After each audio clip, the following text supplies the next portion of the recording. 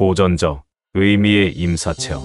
각각의 임사체험은 고유하고 개인적이지만 놀랍게도 유사합니다. 이제 임사체험의 몇 가지 예를 제시하기 전에 레이먼드 무디 박사가 자신의 첫 저서에서 150가지 임사체험 증언에 입각하여 제시한 진술을 다시 살펴봅니다. 죽어가는 한 남자의 이야기다. 그는 고통의 절정에 달했을 때 자신이 사망했음을 선고하는 의사의 말을 들었다. 그의 몸은 매우 빠른 속도로 어둡고 긴 터널을 통과했다. 그 후 그는 자신이 자신의 육신 밖에 있음을 깨달았다. 그는 자신의 육신을 마치 관객처럼 떨어져서 바라보았다. 조금 후 정신을 차린 그는 낯설고도 새로운 환경에 차츰차츰 익숙해졌다. 그는 여전히 육신을 지니고 있었지만 그것은 매우 특별했고 그가 방금 떠나온 육신의 껍질과는 매우 다른 능력들을 발휘했다. 곧이어 다른 존재들이 그에게 다가왔는데 마치 그를 도우려는 것 같았다. 그는 자기보다 먼저 죽은 부모와 친구들의 영혼을 어렴풋이 느꼈다. 그때 갑자기 한 번도 체험해 본 적 없는 종류의 영적 실제 곧 따뜻하고 부드러우며 사랑으로 가득 찬 빛의 존재가 그 앞에 나타났다. 이 존재는 그에게 물음을 솟구치게 했다. 하지만 그 물음은 입 밖으로 나오지 않았고 그로 하여금 지난 삶을 돌아보게 했다.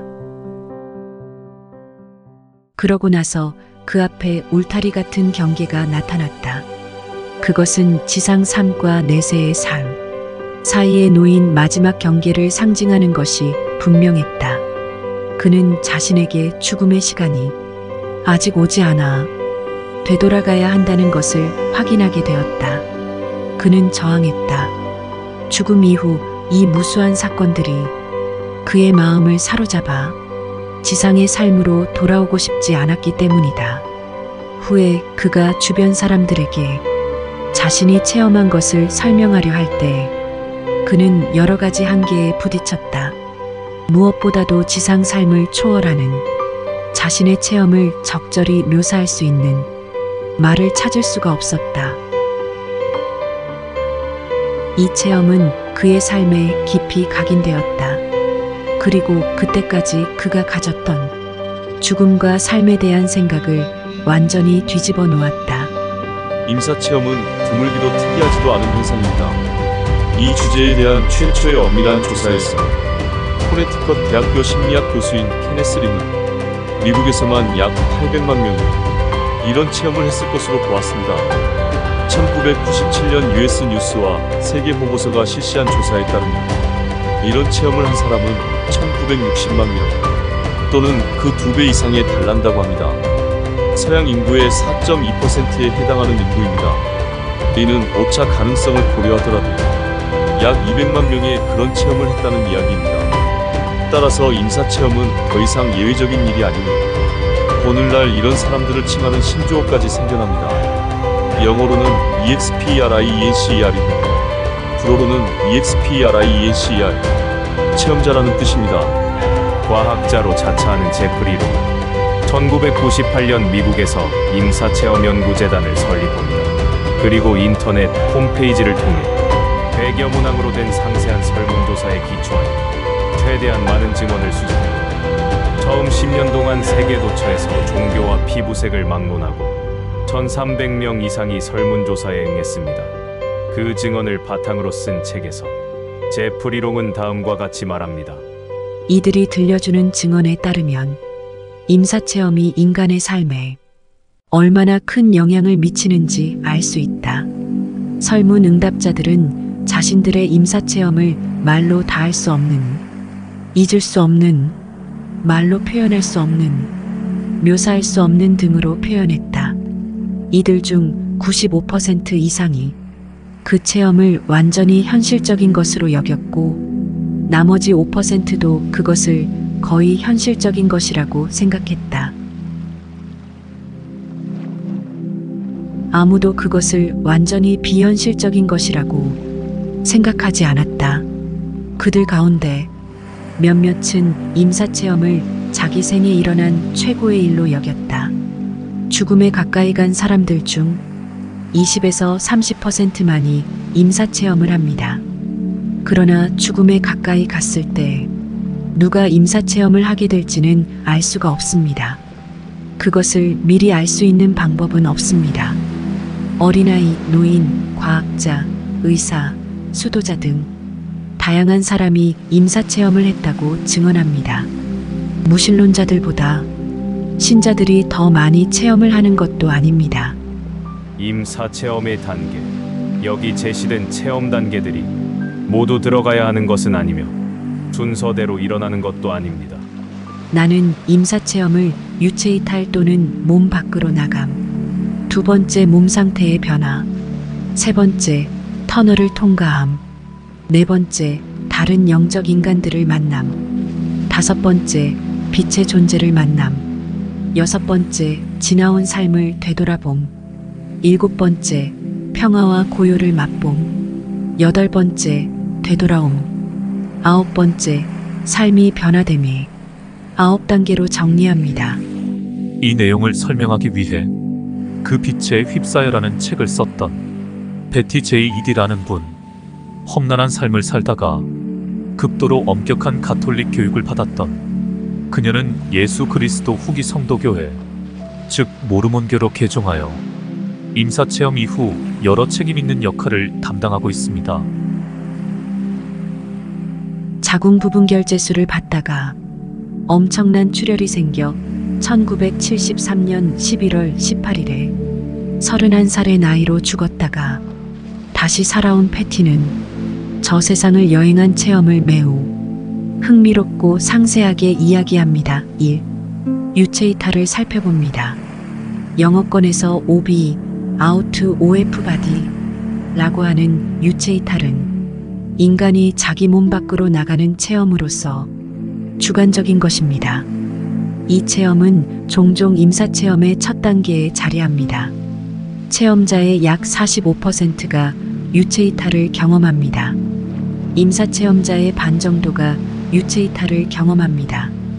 일치하는 많은 증언에 따르면 임사체험자는 흔히 소생실 천장에서 아주 평온한 마음으로 의사와 간호사들이 자신의 육체, 주위에서 링거병을 교체하고 온갖 이야기를 나누며 부산하게 움직이는 모습을 관찰합니다.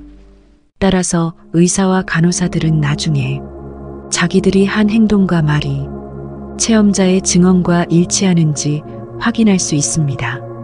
베티는 유체이탈에 대해 자신의 책 4장에서 다음과 같이 이야기합니다. 나는 머릿속에서 가볍게 윙윙거리는 소리를 들었고 몸이 깊이 깔아지다가 마침내 움직임을 그치고 생명을 잃게 된 것을 느꼈다. 그러고 나서 에너지가 치솟는 것을 느꼈다. 내 안에 무언가가 폭발하거나 빠져나간 것 같았다. 내 영혼은 가슴을 통해 빠져나와 마치 큰 자석에 이끌리듯 솟아올랐다. 그때 느낀 첫 느낌은 해방감이었고 비정상적이라는 느낌은 하나도 없었다. 나는 침대 위쪽의 천장 높이쯤을 떠돌고 있었다. 나는 한없는 자유를 느꼈는데 어쩐지 익숙한 느낌이 들었다. 뒤를 돌아보니 어떤 사람이 침대에 누워 있는 것이 보였다. 나는 그 사람이 누구인지 알고 싶어 곧바로 그에게 내려갔다. 간호조무사로 일한 적이 있는 나는 사람이 죽으면 어떤 모습인지 잘 알고 있었으므로 침대 위 사람에게 다가가 순간 그가 이미 죽었다는 것을 알았다. 그 사람은 바로 나였다. 내가 침대 위에 누워 있었다.